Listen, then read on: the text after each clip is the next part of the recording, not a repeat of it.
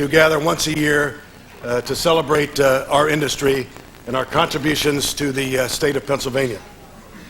And tonight especially is significant because we are going to honor several individuals connected to news journalism. And as a former news person, which is difficult for me because now, as a general manager, the sales department doesn't accept me because they don't trust me because I used to be a news guy.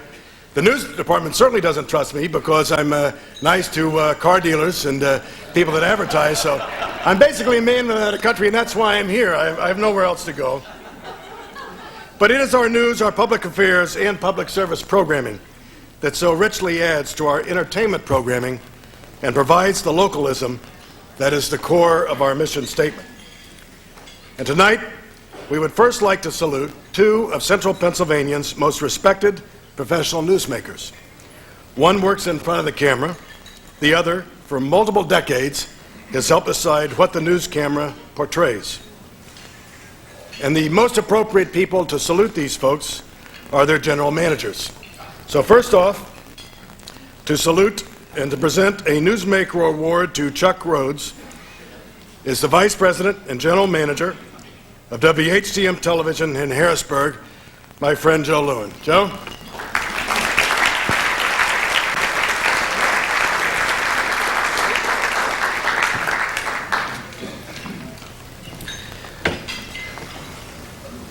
Well, it's my privilege to talk a little bit about Chuck Rhodes, who I've known for about 2 years. But it doesn't take long to get to know Chuck well. Chuck has spent his entire career at WHTM, and that's 28 years. Now, those of you who have spent your careers in this business, and I don't know how many of you here spent the entire time at one station, you know that this is not a normal situation. But then Chuck isn't a normal guy. 3 years ago, Chuck celebrated his 25th anniversary and was honored by Governor Tom Ridge, who commemorated this special occasion live on the air, came on the news set, and gave Chuck his commendation on his 25th anniversary. In a recent conversation I had with Congressman George Gekas, the congressman told me about his long relationship with Chuck and the important role he felt that Chuck that had played over the years as a source of reliable, careful, and cautious weather forecasts. He was serious about that. And one of the traits that has endeared Chuck to his viewers, I believe, is his understated and often self-deprecating sense of humor. I've heard him speak publicly many times, especially regarding this past winter and some of the forecasts that he and I guess several other forecasters in this part of the country made. You may recall that there was a forecast about a serious snowstorm, the mother of all snowstorms, the great nor'easter, which Chuck refers to, personally, he refers to it as the no-easter. Chuck refuses to take himself seriously, and his audience appreciates it. Beyond what he does on the air, and he does very well, he has a better grasp of what it means to be a broadcaster, of the important and unique role broadcasters play in the communities they serve than almost anyone I have ever worked with. Now, I'm estimating that Chuck does 2 public appearances a week. That may be an average. It may be greater than that. So over 28 years, that's about 2,900 public appearances, and that's a real number. He's out there raising funds for charitable, church, civic organizations and events. He has raised, I'm sure, millions of dollars for the organizations that do important work in this market. He's also hosted telethons for the March of Dimes, United Cerebral Palsy, Leukemia, and Lymphoma Society and the Arthritis Foundation, and I'm sure other telethons that I don't know about, and maybe he's forgotten.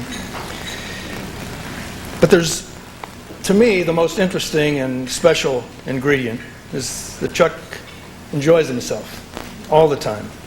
He loves the entire process, the science of weather, the show business, the community service, talking to groups of kids, the seniors, all of it. Chuck is proud to be a Pennsylvania native, a U.S. Navy veteran. He's proud to have attended Shippensburg University and to be a Penn State graduate. He's proud of his wife Carol and his daughters Paula and Kristen. All of us who work with him every day are proud to call him our friend. Chuck Rhodes, in my view, is a worthy recipient of the Pennsylvania Broadcasters Newsmaker Award.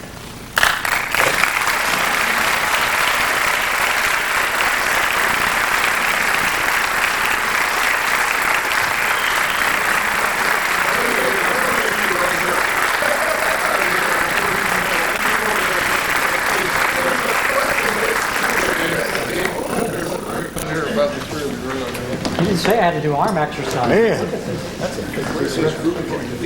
Oh, please, no pictures. Be natural. I did. Thank you. And thank you, Joe, for those kind words. And I know, like most broadcasters sitting out there tonight, you're wondering, which of these two mics is really hot? That's what I was wondering. It just dawned on me, and I was watching. See, I'm 5'8" on a good day.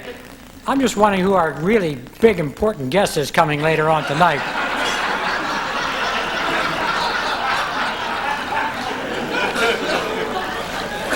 This only had the NBA connection the other night. Oh my goodness! I don't know what this is connected. Watch this. Testing. That's it. Don't you like that, girls? Did you ever dream you'd see this?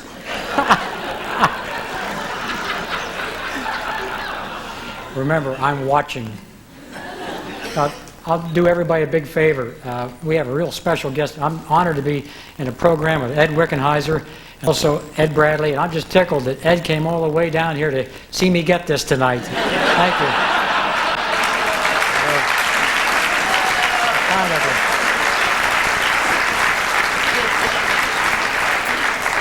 That's the kind of guy he is.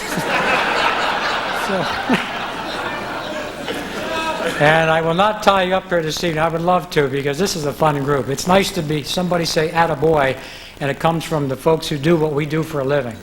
This is kind of nice. Sometimes we've all done this where you speak to Rotarians, and about the third word into your presentation, somebody does one of these.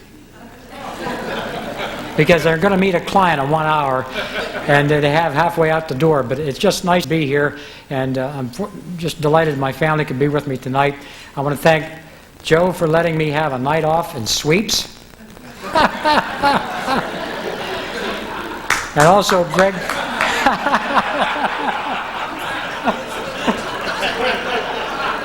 Now, Paul, let's all be gentlemen about this. And Greg Zorb for letting me get out the door here this evening. I appreciate that very much. I get a chance to go out and raise some money. Joe mentioned that, but we've all done that. I happen to be in a situation, as we all are, we live in a spotlight. So if we can take that spotlight and help some people by sharing that spotlight, that's not only a privilege, that's a duty. And you must get out and put back in the community. I'm just tickled to do that. It's wonderful. As I said, we have a great speaker here tonight. You don't want to hear me. You don't bring a sandwich to a banquet. So that's, my mom taught me that years ago. So this sandwich would like to say thank you.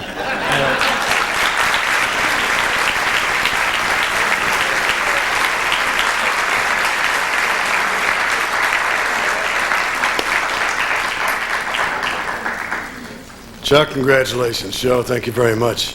You know, most stations, the weather person is probably one of the most respected and loved people on the air. And for somebody who's usually wrong about 70% of the time, it's always amazed me, but it's true, it's great. and you see why when you hear Chuck. That's terrific. Our second Newsmaker Award goes to somebody that I've always respected, who's just a record, track record, and longevity is something to be honored, because the lifespan of most news directors is about the same as a gypsy moth. You know, it's just not too long most of the time. But this guy has had a terrific track record at WGAL in Lancaster. So to present that award is another friend of mine, Mr. Paul Quinn. Paul?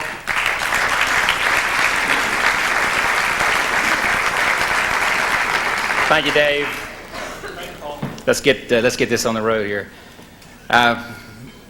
Congratulations, Chuck. Great award. Most earned. Ed Bradley's here tonight, and I understand things, move in strange ways, that he's here on an investigative mission. I mean, I know he's invited here and he's here, but we understand he's investigating a story that I'm afraid might have some implications with our next recipient. There's a story going around. Ed left us. I'm going to get into this in a minute, but to spend more time with his family and his church, Holy Trinity, and they have a Fat Tuesday thing where they do Fastnachts. I don't know if you've ever heard of Fastnachts before. They raise money for the church, and there's a concern that the money is not going in the right place, and Ed's walking around with a lot of Fastnacht money in his pocket. Ed started his career with WCOY and here in this market, and is now out of business. After he puts WCOY out of business, he went down to Jacksonville, North Carolina, and the gnats and the hot, humid temperatures ran him back to Pennsylvania quickly, where he went to work for WGAL Radio, the Steinmans, and then he went over to Louis Appel and WSBA AM and FM, where he was the news director and operations manager. And then in 1979, he came over to WGAL as our news director, where he stayed for 21 very successful years, retiring last December. And I think he was probably one of, if not the longest running news director at any one TV station in America when he decided to retire. Well, how successful was Ed? Well, under his leadership, WGAL has won over 100, we tried to count them, but we lost count, over 100 Emmys and Associated Press News Awards. We couldn't count all the awards and recognition that the news department has received from community service organizations here in the area. Ed's News was #1 in its time period, in every time period that it was scheduled, his entire career. As a matter of fact, an interesting thing that came to light as we were looking at Ed's career as he was leaving, he started in, his first May book was the May Nielsen of 1980. And at that time, as you know, there were not too many competitors to broadcast television, and WGAL was a very dominant station with a 35-36 share and 6 and 11 news. And when Ed retired in December, the last May book was the same basic 35-36 share. So that's very unusual in today's world, and a testament.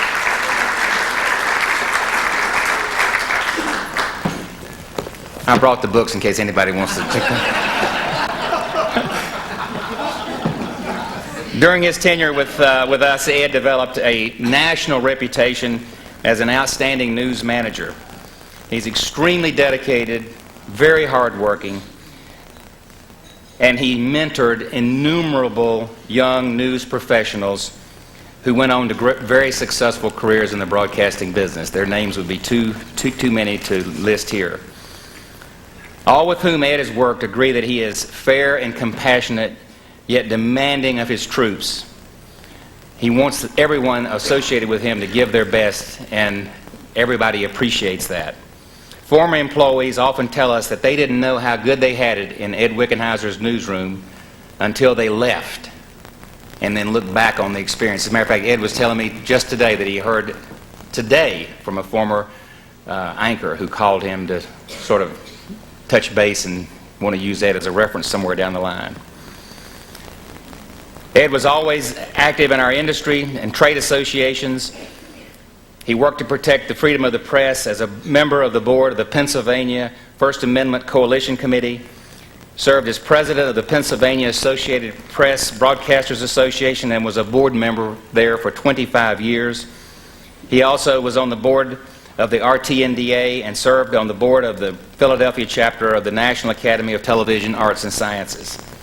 In addition to his industry involvement, Ed has served his country as a 40-plus year veteran of the United States Marine Corps. That service has earned him many ribbons, awards, and commendations, including 3 tours of active duty, the last of which was in 1991 for Operation Desert Storm. It gives me great pleasure to present Ed Wickenheiser the PAB's 2001 Newsmaker Award. He certainly has contributed greatly to improving the quality of Pennsylvania's broadcast journalism and is most deserving of this recognition. Ed?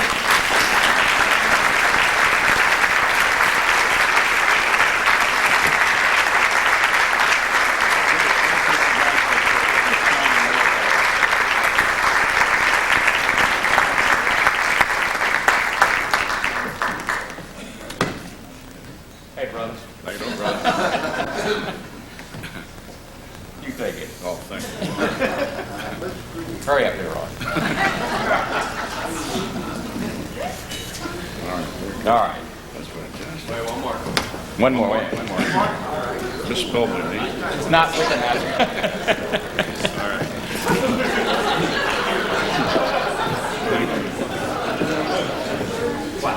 What? I don't know. Somebody's got me in the shoulder. That's all I know. Is this the one, Chuck? Good, thank you. Gosh, I had my back to that. They could probably kill that now. I had a few notes here, if you'll permit me, please. Dearly beloved, oh, that's the wrong. That was last night, I'm sorry. We have an outstanding speaker, a gentleman who I've admired for many years, watching 60 Minutes. Probably, well, not probably, it is without a doubt my favorite program of all time. And I remember Ed back in the days when he worked at WCAU. He doesn't remember, but on the radio side, I used to be a stringer for CAU radio when Gary Shepard was working down there, and I think Ed was there at the time prior to going to the network. But I look around the room and at the reception early this evening, so many fine individuals that I've had the opportunity to work with, touch in some way, fashion, or form, whether it's been on a program or a panel, different organizations that we belong to, competitors alike, guys like Greg Zorb and Jerry Trentley, and of course a lot of my colleagues from WGAL. The 21 years there was a great run. And of course our friends from the Hearst Argyle Television Corporation. Fred Young, who is the Vice President of News, is here tonight, has been a long-time proponent and supporter of Pennsylvania Broadcasters Association. Deeply honored also to have with us our Lieutenant Governor. He and I, a couple of months ago, I guess it was, or perhaps a year or two ago, did a PBS special on 3 Mile Island, and we had some very lively conversation. I shudder to think the 2 senators sitting in between Ed Bradley. Can you imagine the next expo that's going to come on 60 Minutes?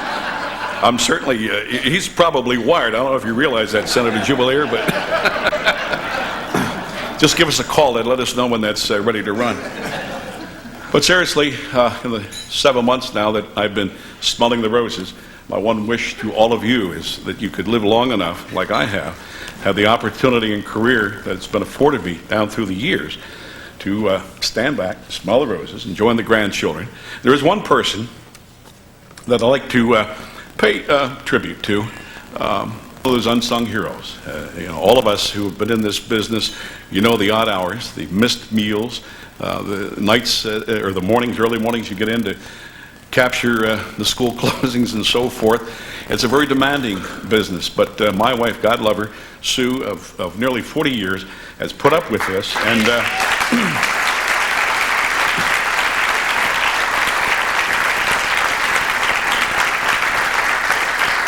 they're the real unsung heroes and most deserving of this award tonight. From the bottom of my heart, I thank all of you. I thank my colleagues. too many I would mess up by not mentioning all their names and skip somebody, but they know who they are. And as a matter of fact, we're going to Younger Brothers tomorrow for lunch, and I'll have my chili and tuna sandwich with a piece of cheese, and we'll chat about this. But I certainly hope you had a wonderful convention. I've enjoyed it through the years that I've had the opportunity to attend, and look forward perhaps to coming back again sometime, sitting on the sidelines and enjoying, and certainly onward and upward in the broadcast industry. You gave an awful lot to me, and certainly I hope I've been able to give back to the industry in some small way. This is the climax of my 43-year career, and Sue and I will have to figure a prominent place to put this on our mantle at home. But I thank all of you again, and enjoy the rest of the evening.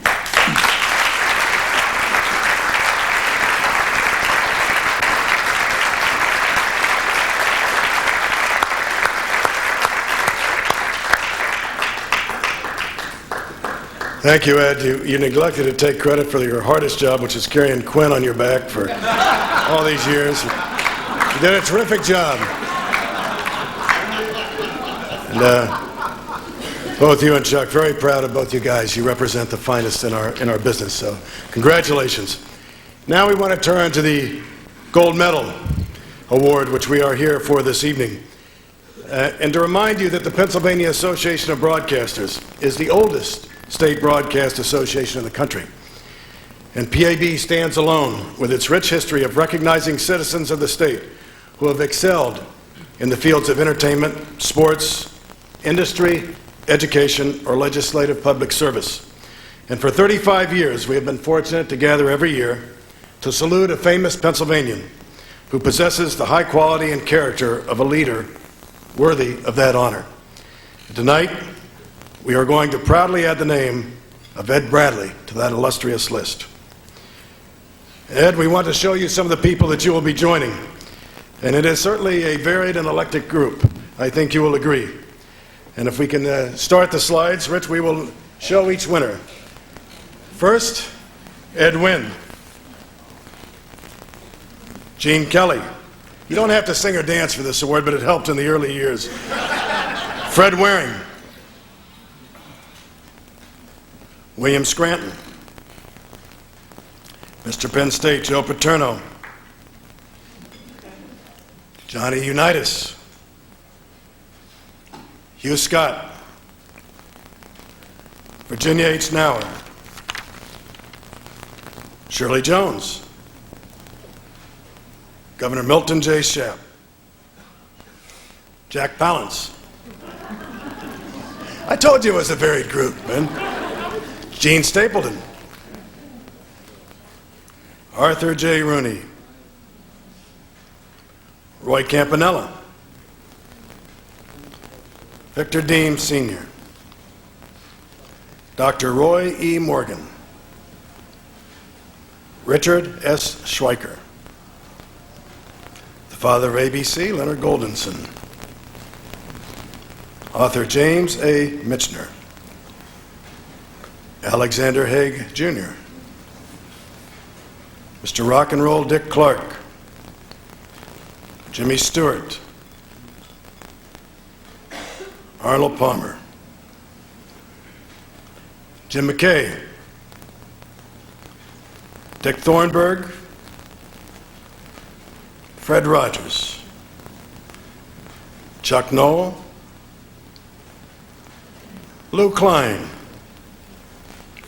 Ambassador Walter H. Annenberg. Our Governor, Tom Ridge. Senator Robert Jubileer. Senator Robert Mello. David Krantz. Mario Andretti. Senator Arlen Specter. And last year's winner, Bill White. And now,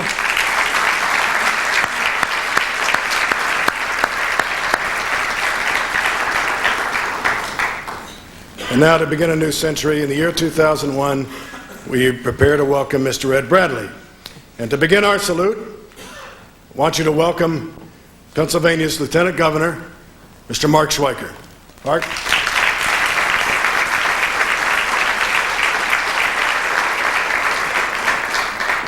Thank you, Dave. I appreciate that. How about a big hand, though, for our Newsmaker Award winners tonight, Chuck and Ed. Again, huh? Ed, I should tell you, folks, they are respected folks and fine Pennsylvania gentlemen, and I think it's certainly appropriate that that recognition is afforded tonight. And I should just say about our gold medalists, I did have to say something to him. You know, as a state system graduate out of Bloomsburg University, you know, to have to say nice things about a Cheney University graduate of the state system, Ed Bradley, this is a difficult role right here. But he took that in good heart. But I will tell you, he's done some fine work, has he not? How about a big hand for our accomplished journalist? He has done some fine work, and whether it's for the last 20 years or certainly 2 weeks ago, I don't know if you saw his discussion with Tim McVeigh, you know, the Oklahoma City bomber. And it was a remarkable moment in the sense that, and I'm sure Ed would agree with this, he continues to talk about, you know, as a civilian, how apparently in his mind it was proper to take military action against those government employees in Oklahoma City that day. You know, and in that demure Ed Bradley way, mindful of getting to the story, he looks right at him and says, yeah, geez, 168 people died that day. Timothy McVeigh says, well, yeah, government employees, federal government employees, I've got a problem with them. And Ed Bradley looked right at him and said, but 19 children, where's the remorse? And I think in a lot of ways that moment that perhaps lasted 3 or 4 minutes kind of captures the professional work and the nature and the posture of Ed Bradley and the work that he does. And it's significant. You're going to recognize it tonight. And it was somewhat reminiscent, and I'll finish with this and certainly offer congratulations for all of Pennsylvania, Ed as a very accomplished native son. It was another Ed Murrow, who once said, hey, listen, simply because that microphone acts in such a way to send your voice around the world, it doesn't mean you have any more wisdom than when your voice merely carried from one end of the bar to the other. Now, you know, it's kind of a barroom remark, but I think you know his point as journalists, that, you know, when you're the journalist, you're the storyteller. You're not bigger than the story. And you've got a short amount of time to kind of discover and put that story across. And whether it's been for the last 40 years or certainly in that confrontation with Timothy McVeigh, it was so important for the country to see, by virtue of his fine work, for him to be seen as the mass killer, self-confessed mass killer that he is. Certainly not to talk about what happened in Oklahoma City, but I think in a lot of ways it shines as good work and says something about what a very honorable, dedicated journalist who's mindful of using the wisdom that Ed Murrow mentioned many years ago, and I think he personifies that. So from my standpoint, I know I speak for Governor Ridge and a lot of grateful Pennsylvanians who really start their Sunday evening with you and your colleagues. Fantastic work, and we thank you for all that you've done. And to all of you, it's just a fine choice. He's truly a gold medalist, and we're proud of all that you've accomplished, Ed. Dave?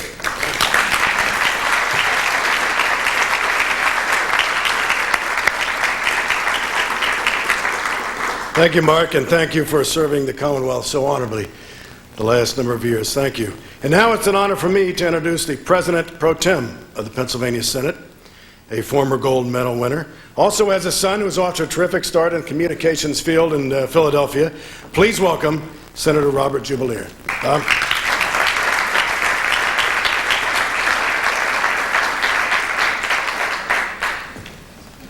Thank you, Dave.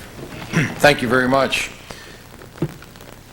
Ladies and gentlemen, it's a privilege and an honor for me to be with you tonight once again to celebrate this remarkable dinner, and for Bob Mello and I to see our faces up there with the distinguished group that you have honored is truly very humbling.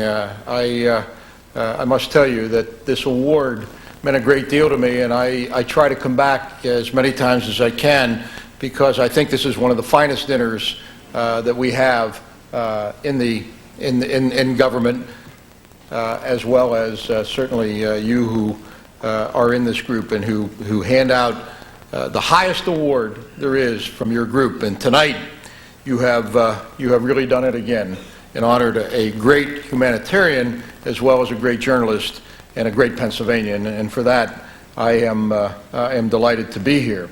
Some organizations, when it comes to handing out awards, follow what is called as the Casablanca model. They round up the usual suspects. David will be happy to know that you laughed at that. But with this group, by consistently giving your award to individuals of the accomplishment level and stature of an Ed Bradley, that makes your recognition something extremely meaningful and very special. Last year, and this is a great night for me, I spent a great deal of time lobbying Bill White about all the reasons why Bill Mazeroski deserved to be in the Baseball Hall of Fame. That's how I spent my evening. Well, let me tell you something. This year, the Veterans Committee came through, and I thanked him tonight. And Pittsburgh Pirate fans are simply ecstatic. You know, those Yankee fans like Bradley and Mello and Schweiker, they get this all the time. But we Pirate fans are a very, very, very proud group, too. That sequence set me to thinking what I could try this year. But so far, the only thing I could ask Ed Bradley was, frankly, Dave, for the autograph for my son. This must be a different kind of experience for Ed, walking into a room and having everyone wanting to talk to him, rather than diving for the exits or developing difficulty or recall. It's said that too often society confuses celebrity and ability, but doubt that anyone lumps Ed Bradley in with the entertainers and the shock jock types, for he is a giant of an investigative journalism with dignity and character and integrity, which are so important to the arena. I once saw a story about Jimmy Carter touring India, and in a rural area, the entourage comes to this huge manure pit. Sam Donaldson peers over the edge and says, "Mr. President, if I fell in here, would you pull me out?" Well, there was a bit of a hesitation before Carter replied, and he said, and I quote, "After a suitable interval." Well, it's hard to picture Ed Bradley asking the question, and it is doubly hard to imagine he would draw the same answer. Ed Bradley is not only Philadelphia product to achieve success, not the only one to begin a media career there and vault into national prominence, but you will not get an argument by saying he ranks with the all-time greats. His career and the many highlights reflected in his bio make us, as Pennsylvanians, quite proud to broadcast his Pennsylvania roots and his Pennsylvania education. In our line of work, as well as yours, credibility is the key. If you ask people about Ed Bradley, they trust him. They believe what he says. They care about what he has to report.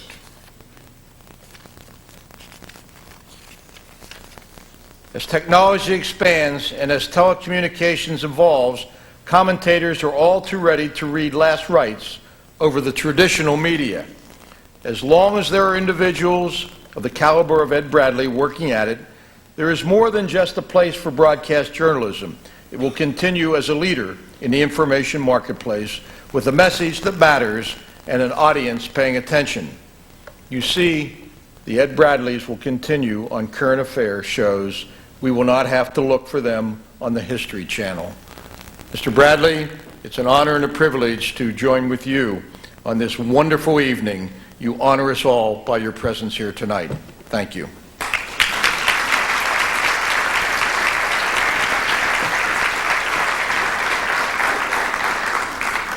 Thank you, Bob. That's terrific.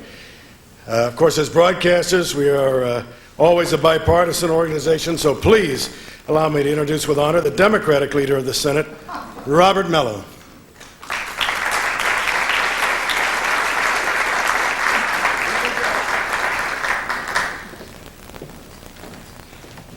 Thank you very much, Dave. The difference between the Democrat leader and the Republican president pro tem is I came up with a speech this big. Bob came up with a beautiful notebook. He got an autograph for his son. I got the autograph for myself. Chuck, I want you to know that I've been in Harrisburg longer than you've been on the air. I'm here 31 years. You're on the air, I believe, 28 years. Well, if I listened to you on April Fool's Day 4 years ago, my wife and I and my one daughter would not have spent 13 hours in Frackville on Interstate 81 when the state police closed the road.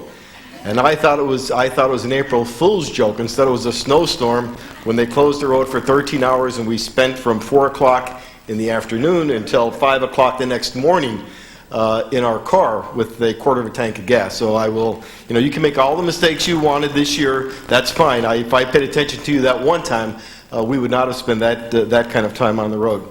Also, Ed, it's a pleasure just listening, not only knowing of your tremendous career in the broadcast media, but I think equally as important to your career is your outstanding military career with the Marine Corps and your 3 tours of duty. I think that's just outstanding. And if there's a better way of doing it in the American way, I don't know what it is. When I drove from the Capitol to Hershey here this evening, I was kind of up in the air as to what I would want to say. I echo many of the things that were said by the previous speakers, especially what was said by Senator Jubileer, because when I look at my name and my photo up on the board, I wonder just, what am I doing there? Because I'm probably the least worthy of the individuals who have been recipients of this award. Nonetheless, I'm very, very proud. When I left the Capitol today, I really got here not knowing what did I want to say. And something came into my mind about, how we all have our good days and our bad days. And I jotted a few things down as we were sitting having our dinner. And I guess a good day for an individual who's involved in the broadcast media, at least I would think, is that you can report to your boss that your ratings are up, that your profits are doing extremely well. That would be a good day. You have great ratings.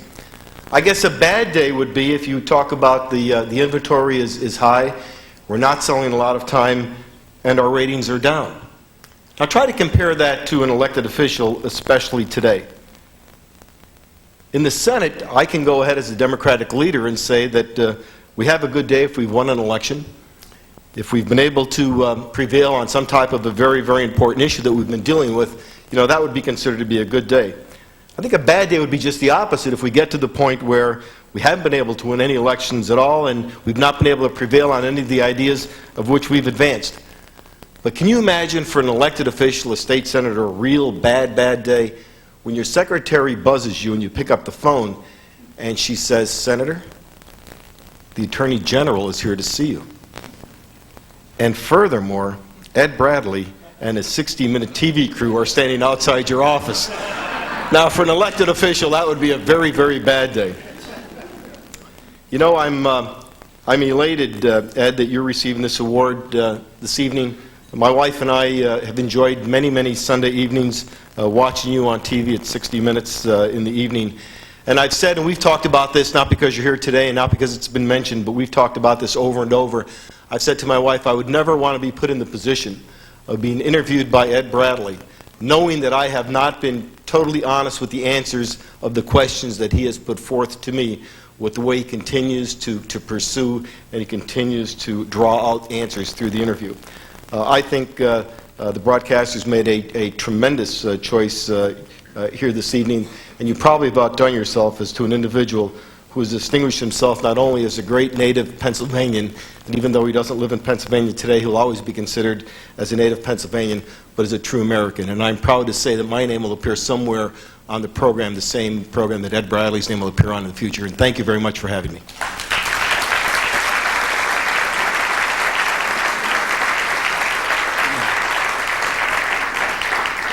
Thank you, Senator Mello. For you and for all the politicians in the room, I hope tonight is the only night you have to look Ed Bradley in the eye. That would be... I could not introduce our next speaker without first welcoming a dear friend of the PAB, Bill White's #1 fan, Miss Nancy McKee. Nancy?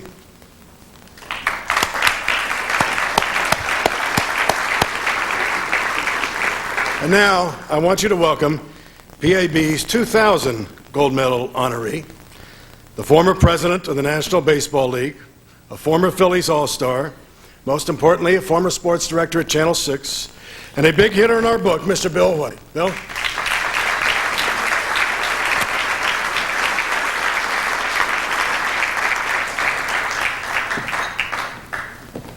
Thank you, Dave, and thank you very much. Last year was a great night for me, and I'm sure that when this night is over, Ed Bradley will say the same thing when he comes back next year. I listened to Senator Jubileer last year quite a bit because he was lobbying for probably one of the greatest defensive second basemen in baseball, Bill Mazeroski. Unfortunately, prior to Maz being elected, we have 15 members on the Hall of Fame committee. Unfortunately, Ted Williams, as you may have read, is home in San Diego. He's not in good shape. He didn't attend, so we had 14. And you must get 3/4 of the vote in order to be elected. Jubileer must have talked not only to me, but another 10 or 11 people. And fortunately for Mazeroski and for you Pirate fans, Bill was elected last year as a member of the Veterans Committee of the Hall of Fame. So congratulations, sir. And Senator Mello, don't worry, there are a lot of Yankees in there if you're a Yankee fan. I met Ed Bradley either 1991 or 92, so I've seen a different side of him, although he is a Philadelphian. And we had never met there, although he worked there for WDAS. But we were doing a banquet or luncheon in New York for some underprivileged kids. And I was in awe because of Ed's speech to these kids. New York kids are tough. But while he spoke, they didn't say much. They listened to him. And when you talk to kids who have had problems, sometimes you wonder, are you getting to them? And normally there's a murmur in the back or whatever, but these kids were quiet and they listened to everything he said. So he did a great job. And hopefully out of that group, we'll get some broadcasters or at least some successful young people. I always, after working with the Yankees for 18 years and playing 14 years and administrating and almost having a nervous breakdown for 5 years, I'm always glad to be invited anywhere. You know? And so to not only be invited last year, but to be honored was quite a thrill for me. And I appreciate that. And I appreciate coming back and seeing all the people that I met last year. Of course, Bill Bovey, is he here? He was here. There he is. We had spent a lot of time on the air last year, and I want to say that you did a great job. And congratulations to the winners tonight. And I would also have to bring a little Yankee baseball in, because Ed Bradley is sort of like, on 60 Minutes, is sort of like a Lou Gehrig and a Babe Ruth and a Roger Maris and a Mickey Mantle, and today maybe a Derek Jeter and a Williams, who really make the Yankees play well, and they will play well. They're sort of playing around now, but they will play well. You can be assured of that. So I always consider Ed the backbone of that CBS 60 Minutes. And it's my privilege to attend the dinner here, Ed, where you are being honored, and I'm sure that you will remember your night here. So congratulations, sir.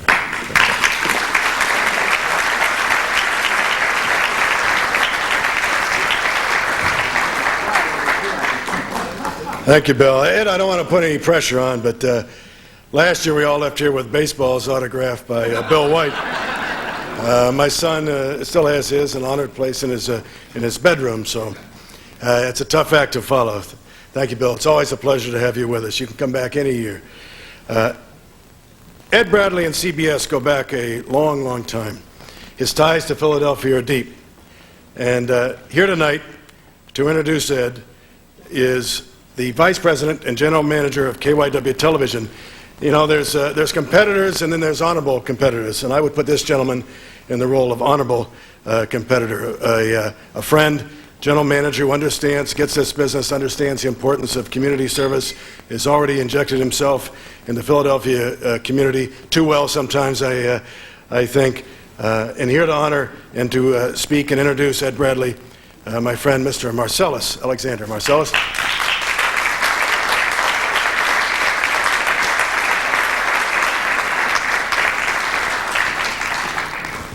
Thank you, Dave, and good evening. I could summarize Ed Bradley's legendary career by listing the number of honors he has received as a result of the thousands of days of hard work, dedication, and journalistic ideals, and, as Lieutenant Governor Swiker mentioned, a unique understanding of the people behind a news story. Or I could just pick any day in the life of Ed Bradley and do the same. Let's take today for example. Earlier today, Ed attended a luncheon in New York to accept his second George Foster Peabody Award, this time for the startling, emotionally wrenching story entitled Death by Denial, which aired as a 60 Minutes 2 special. More than any reporter before him, Ed captured the African AIDS situation in a way that made it impossible for the drug companies to continue to turn a blind eye. His report has been cited as an integral factor in the drug companies' recent decision to provide drugs to Africans with AIDS at a discount or, in some cases, free. This evening, we are proud to have him join us here in Hershey to receive this organization's highest award in recognition of the honor his career has reflected on the city of Philadelphia and our great state of Pennsylvania. Later tonight, Ed will leave Hershey for Pittsburgh for the next story in a sterling career. No one's life story can be truly told in a videotaped profile, but I think the memoir you're about to see captures the roots of both Ed Bradley's ambition and his compassion. It's a little piece of the American dream, and I'd like to share it with you now. If we could roll the tape, please.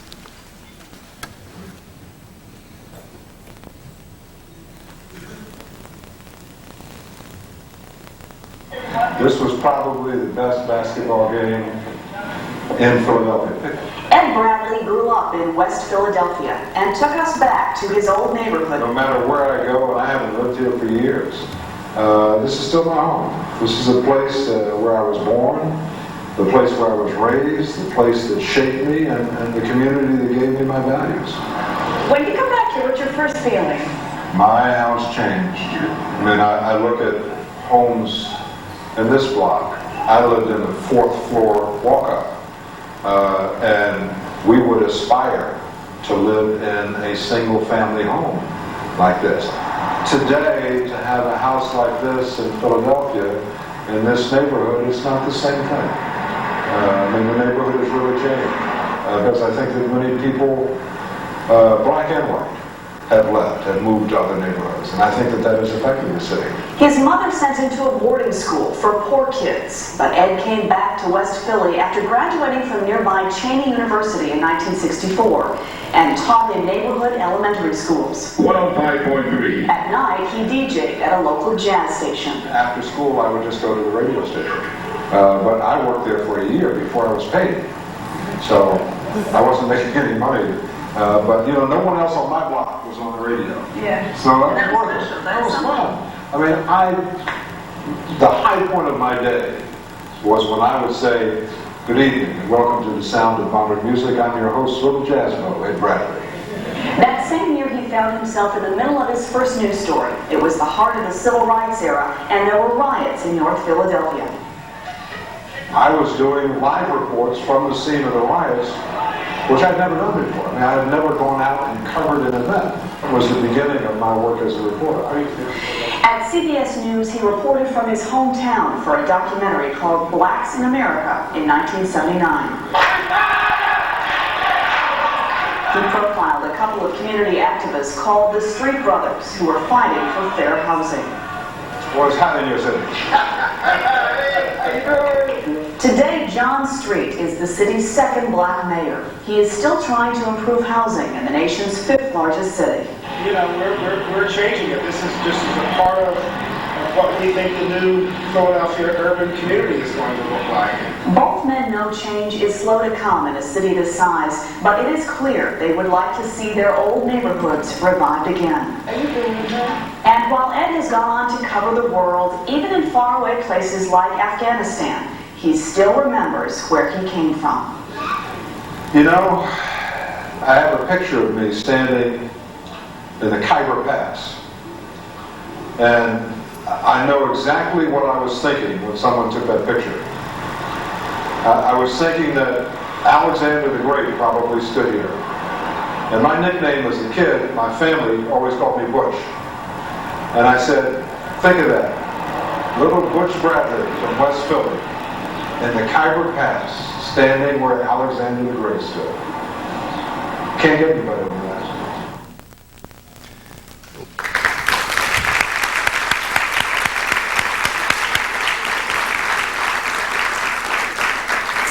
Ladies and gentlemen, it is an honor to present the PAB's 2001 Gold Medal Award to Mr. Ed Bradley.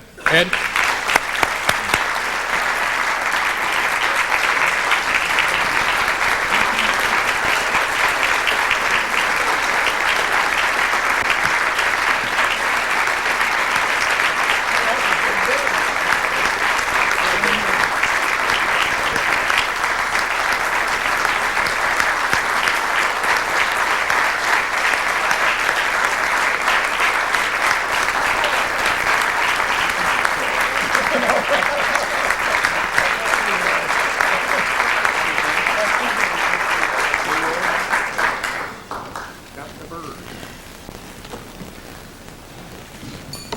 You don't do this for a living, right? No, I don't.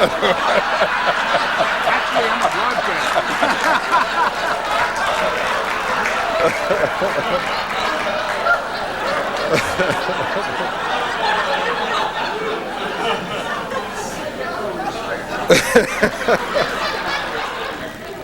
broadcaster. Dave, let me say first of all, you won't get any autographed baseballs tonight, but that clock that you talked about being 5 minutes after midnight is actually the 60-minute stopwatch. And there's one there that has your name on it, so be sure to take it home. Thank you to all of the people who had such kind words to say. Marcellus, thank you for that introduction. To Bill White, to Senators Mello and Jubileer, to the Lieutenant Governor, Chuck and Ed, it is a pleasure to be here and to share your night as fellow Pennsylvanians. I'm appreciative of this award, and I'm appreciative of all of the kind words. When you've been as blessed as I have been, blessed to work for one company for so many years, blessed to have had the opportunity to work early in your career with people like Walter Cronkite and Eric Sevareid, and then blessed for the last 20 years to work at 60 Minutes with people like Don Hewitt and Mike Wallace. You are put in a position, if you apply yourself, to win some awards along the way. And as you heard this afternoon, we were awarded the Peabody for the report we did last year on AIDS in Africa. Now, thank you.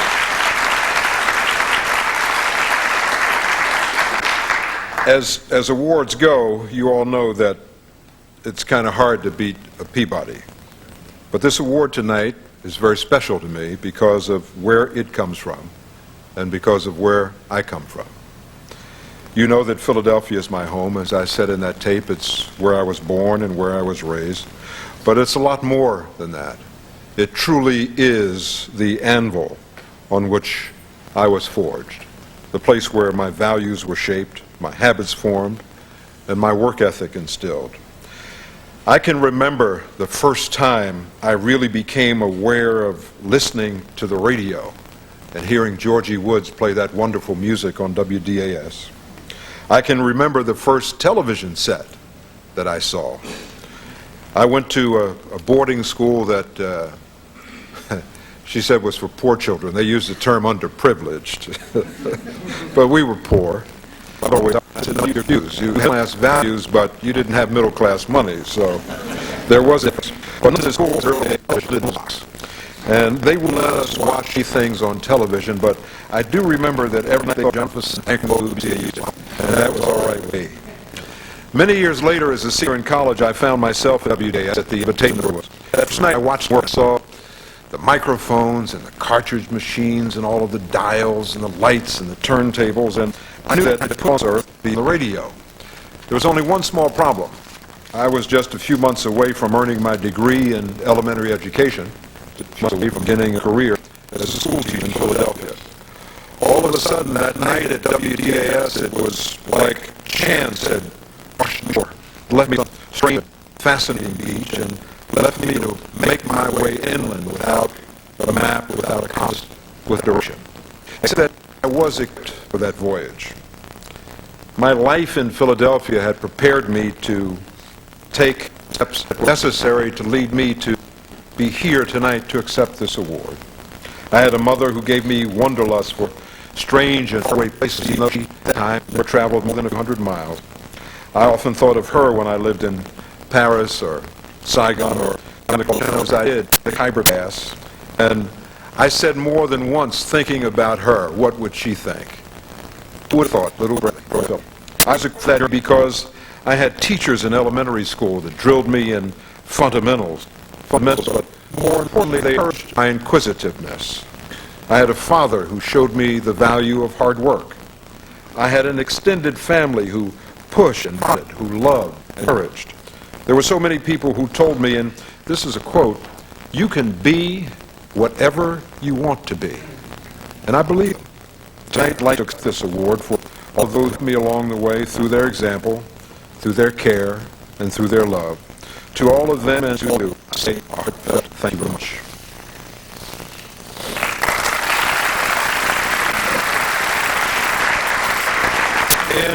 In accepting, I was asked to speak for a few minutes, and I noticed a number of people looking at their watches. Leroy, you want to look at your watch. I can tell you this won't take 60 minutes. I'd like to talk to you about a subject that is marked life. In many ways, it has defined my perceptions, my family, my neighborhood, my country, and sometimes my work. I always fought the urge, particularly early in my career, to hold me as a black reporter. I used to have an assignment editor who would always say any story that had a character or what was regarded as a black subject. I took him aside one day, and I told him in no uncertain terms, I was just any other reporter in his newsroom, I wanted to be assigned to any and all stories, regardless of my race, without consideration. Convinced that if I had not taken that stand back then, that I would have never lived in Paris, would have never covered war in Vietnam, Cambodia, would have never covered presidential campaign unless it was Jesse Jackson's, would have never covered the White House, but assigned to reports for 6 minutes.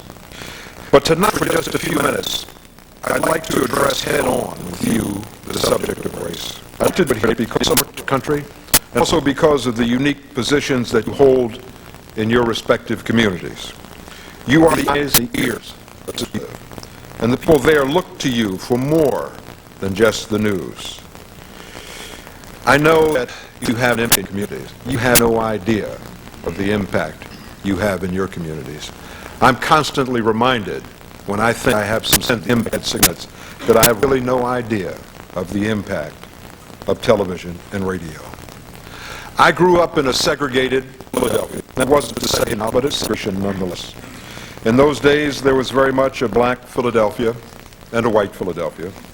And while that's changed anyways, I'm constantly reminded of how far apart we still are when it comes to race in this country, to job opportunities, education, attitudes, and injustice.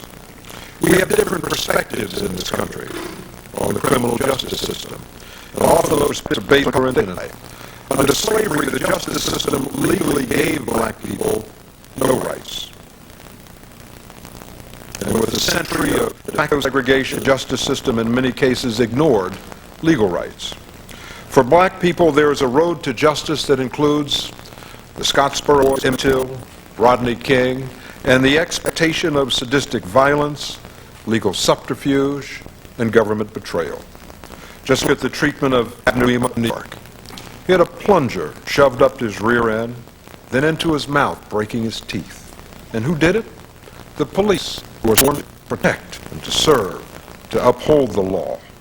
Look at the shooting deaths in New York of Amadou Diallo and Patrick Burton by police. Which later will be a night curfew. Imagine that, an American city in this century, curfew. I lived under curfew in Vietnam. Some would say that there have been elements of war in Cincinnati. It is a city where African men killed last years, just in the last 6 months. Some, but not most, had deadly weapons. 17 men shot, and all of them were black. Why is the Justice Department currently investigating 13 cities in this country because of behavior by police and citizens of color? The fact is, for most whites in this country, there is an expectation that the police is there for you. It's your right as a citizen to expect that. It is a simple fact that for most black people, the opposite is true. I still a few years old of farmers. You know, the average farmer depends on government loans to get through from year to year. Talking about big co-ops, talking about farmers. In our reporting, we found out that those loans just weren't available to black farmers. And the farmers had complaints with manufacturer. Those complaints went unanswered because the Civil Rights Division, which is supposed to be the enforcement arm of the Department of Agriculture, had been dismissed and budget cut. So those complaints came into the department, were piled up in an office where no one ever did. And what did the government do? The government eventually went to court to try to dismiss.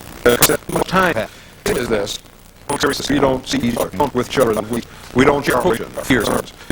We focus on and need to feel and we understand that the future of the nation is in our hands as individuals. We have to do it, each and every one of us. I was reminded the other day of how much our society has changed. When the mayor of York was arrested for a murder that took place 30 years ago, it was an example of a fundamental change in our society. New prosecutors examining old evidence and old rumors, just as in the case of the Birmingham bombing. Now, I'm not here tonight to pass judgment on the mayor. The criminal justice system will do that. If there is a trial, a jury will judge his guilt or innocence. But while there is truth to the adage that justice delayed is justice denied, when it comes to race, justice delayed is better than what justice used to be, because for blacks and other minorities, there often was no justice. And you, and television and radio, have helped to bring about that change. Look at how our profession has changed. My first job outside of Philadelphia was at WCBS Radio in New York.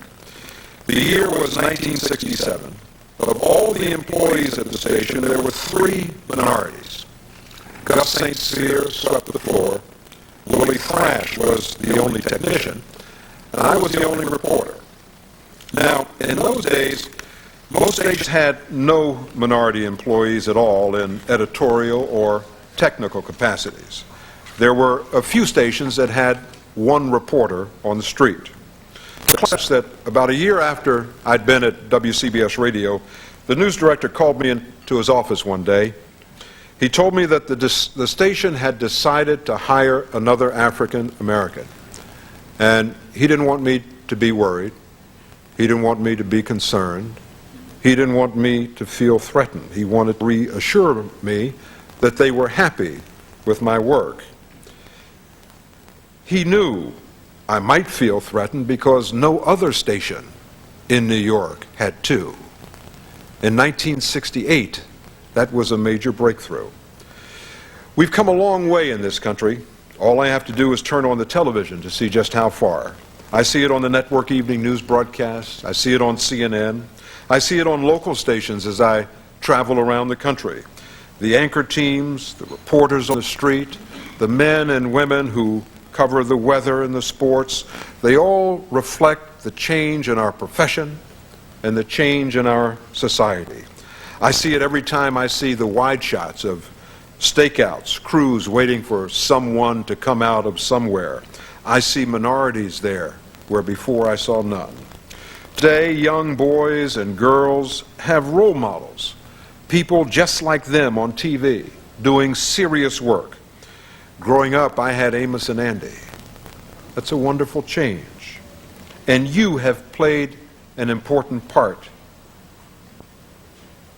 in making that change happen, not just in your state, but in our country. You've hired minorities, and you covered the stories that in the past you might not have covered. Some of you have played a large part in that change. Some of you have led the charge. Some have lagged behind. Today you have a special responsibility and a special opportunity.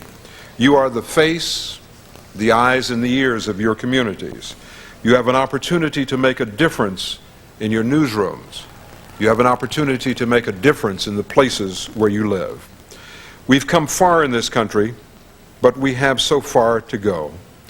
In just 200 years, we have overcome much. We've gone from slavery to integration, but without overcoming really the problems of a century of legal segregation and generations of de facto segregation and denial of opportunity. More than a generation after the death of Dr. Martin Luther King, his is a dream still deferred for many. Too often we are not judged by the content of our character, but by the color of our skin. As you honor me tonight, and I am proud to receive this award, I think of young people out there trying to bridge the gaps in our society. You can help them.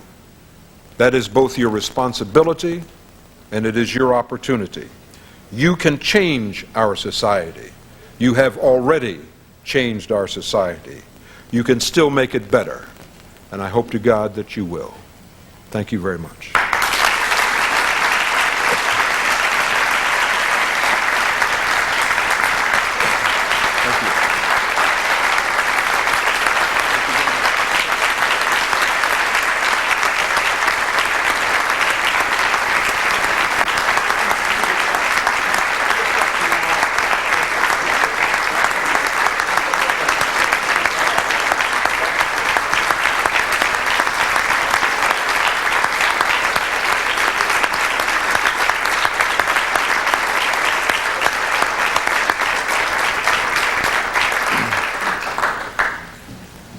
Thank you, Ed.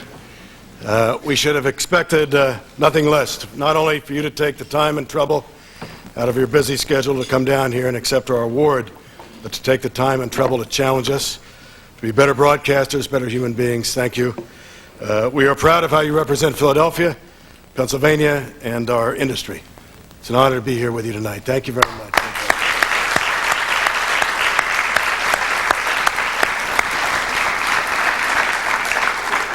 And thank you, Marcellus, for helping us bring Mr. Bradley here this evening. Thank you. Bill White, thank you for coming. Senators Mello and Jubileer, thank you very much. Lieutenant Governor Schweiker, we appreciate everybody who's here tonight, and we want to thank again our sponsor, BMI, and Scott Andrews. And I also want to recognize our association leader, Rich Wyckoff. You've done it. You've outdone yourself again. Thank you.